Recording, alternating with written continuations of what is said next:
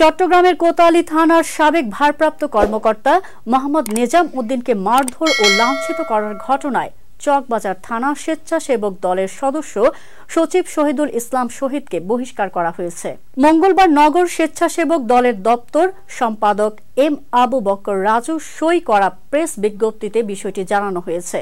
বিষয়টি মোর নিউজকে নিশ্চিত করেছেন চট্টগ্রাম নগর স্বেচ্ছাসেবক দলের সাধারণ সম্পাদক বেলায়েত হোসেন বুলু। তিনি বলেন, দলীয় শৃঙ্খলা পরিপন্থী কর্মকাণ্ডে জড়িত থাকার সুনির্দিষ্ট অভিযোগে চকবাজার থানা স্বেচ্ছাসেবক দলের সদস্য সচিব শহীদুল ইসলাম শহীদকে প্রাথমিক সদস্য পদ সহ দলীয় সব পদ থেকে বহিষ্কার করা হলো।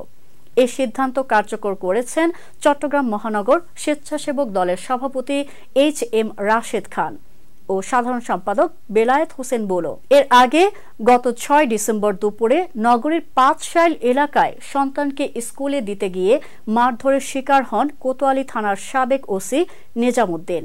এ সময় জনসমক্ষে তাকে লাঞ্ছিত করে ফেসবুক লাইভ করেন স্বেচ্ছাসেবক দলনেতা শহীদুল ইসলাম।